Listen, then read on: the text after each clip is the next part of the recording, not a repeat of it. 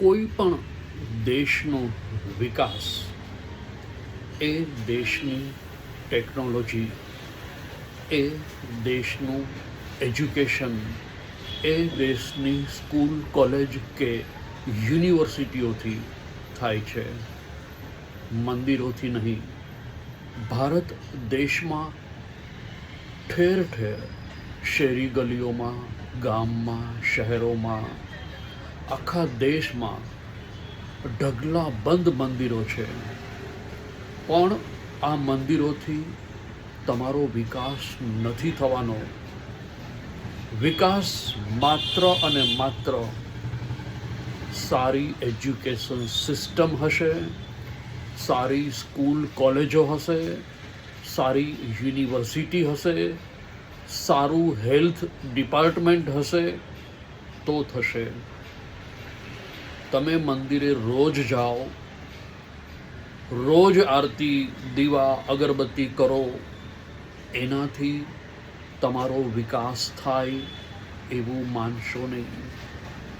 હા, તમે તમારા બાળકોને સારામાં સારું એજ્યુકેશન આપો, સારામાં સારી સ્કૂલમાં એનું એડમિશન કરો, એને ભણાવવામાં ફોકસ કરો. એ બાળકમાં સંસ્કાર હશે એટલે એનો વિકાસ થશે એવું માનતા જ નહીં.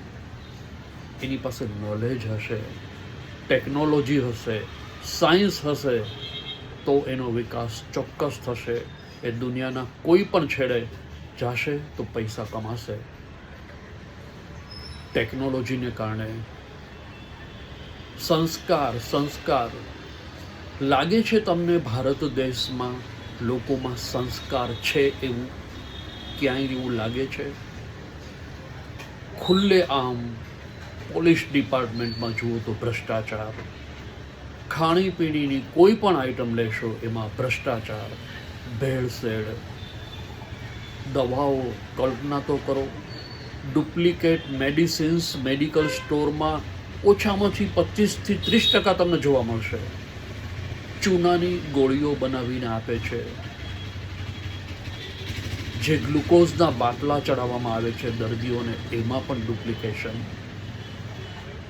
તો તમારા દેશમાં જો આટલા બધા મંદિરો છે તો પછી આ બધો ભ્રષ્ટાચાર ક્યાંથી આવે છે? તમે તમારી જાતને ટીલા, ટપકા, કંઠી, માળાઓ પહેરીને સંસ્કારી છો એવો દેખાવ કરો છો. તમે સંસ્કારી છો જ નહીં. દરેક જગ્યાએ રોડના કામમાં તો કે ભ્રષ્ટાચાર, બધેથી પૈસા ઘર ભેગા કરવા છે, પબ્લિકના પૈસે. સરકારી નોકરોનો પગાર 2 લાખ રૂપિયા હોય પણ એને નાનામાં નાના માણસ પાસેથી પણ 100 રૂપિયા લેવા જ હોય. ભ્રષ્ટાચારની ચરમસીમા છે આ માત્ર ભારત દેશમાં. આટલો ભ્રષ્ટાચાર દુનિયાના કોઈ પણ દેશમાં નથી. તો આ તમારા મંદિરો, આ સ્વામીઓ, બાબાઓ શું કામના છે? તમને તમારા જીવનમાં એનાથી કાંઈ ફરક નથી પડતો એટલે મંદિર બંધ કરો, નવા મંદિર બનાવવાનું. સારી સ્કૂલ બનાવો, સારી હોસ્પિટલ બનાવો, જે સમાજના નાનામાં નાના વર્ગને પણ ઉપયોગી થાય. આ તો સરકારી સ્કૂલો બંધ કરી દીધી અને પ્રાઇવેટ સ્કૂલો નકરી કરી દીધી. સાલું એનુંય કોઈ સ્ટાન્ડર્ડ નથી હવે, કારણ કે એમાં જે ટીચરો છે એને ટ્યુશન કરવા છે, એને સ્કૂલમાં નથી ભણાવવું તમને પ્રોપર. એટલે તમને સાંજે એમ કહે છે કે મારે ત્યાં પર્સનલ ટ્યુશનમાં આવજો. આ પરમિશન આપો છો શા માટે? જે વ્યક્તિ જોબ કરે છે, ભલે ને પ્રાઇવેટ હોય, તમે સ્કૂલમાં જાઓ છો, તમે ટ્યુશન ન કરી શકો. આવા કડક કાયદાનું અમલ શા માટે નથી થતું? મંદિરોની ઘંટીઓ વગાડવાથી, સભાઓમાં 4-4 કલાક બેસવાથી તમારામાં સંસ્કાર નથી આવ્યા. દેખાય છે ક્યાંય તમારી અંદર સંસ્કાર હોય એવું? દરેક જગ્યાએ સાલું ભ્રષ્ટાચાર જોવા મળે. નીતિમત્તા, ઈમાનદારીનું નામ નિશાન નથી ક્યાંય. તો પછી આ ખોટા દેખાવ શા માટે કરો છો? હું તો સવારે મંદિરે જાઉં, હું તો સાંજે મંદિરે જાઉં, હું તો સવારની આરતીમાં હોઉં, સાંજની આરતીમાં હોઉં, રવિવારની સભાઓમાં બેઠા હોઈએ, શું કામનું? Everything is meaningless. Focus on your goal, focus on education, knowledge, technology. તો અને તો જ આ દેશનો વિકાસ સંભવ છે. નહીંતર આજની તારીખમાં પણ આપણે બધા ગરીબ જ છીએ. છે તમારી પાસે અમેરિકા જેવી ફેસિલિટીઝ, ત્યાંનો નાનામાં નાનો માણસ પણ એટલું બધું અર્નિંગ કરે છે કે સારામાં સારું જીવન જીવે છે. કેટલા લોકો કરોડપતિની રેન્જમાં છે આપણા દેશમાં, આમ ગણી શકાય ને એટલા જ ખાલી. એવરેજ માણસો જીવન જીવે છે, એવરેજ. પૈસા બચાવવા હોય, પૈસા વાપરી જ નથી શકતા. કેમ પૈસા બચાવો એ મહત્વનું નથી, કેમ પૈસા વધારે કમાઈ શકાય એ મહત્વનું છે. એવા વિચાર કરો કે હું રૂપિયા કેમ વધારે કમાઈ શકું. 50 અને 100 રૂપિયામાં તમારે હિસાબ કરવો પડે, બચાવવા પડે તમારે, તો તમે શું જીવન જીવી શકવાના છો? અરે ખોટા ખર્ચા ઉપર કાપ મૂકવું, પણ જરૂરી છે તો કરો, ત્યાં તો રૂપિયા વાપરો. અને રૂપિયા વાપરશો તો તમને કમાવાનું મન થશે. આ તો બધી જગ્યાએ સસ્તું ક્યાં મળે છે, ગોતો. સ્કીમો ક્યાં છે, બાય 1 get 1 ફ્રી ક્યાં છે? બસ આજ બધું જોઈએ છે. ફ્રી સેવાઓ ક્યાં છે, ફ્રી ભોજન ક્યાં મળે છે? એટલે જે માનસિકતા છે એ ગરીબીની માનસિકતા છે. તમે દિન પ્રતિદિન ગરીબ થતા જશો.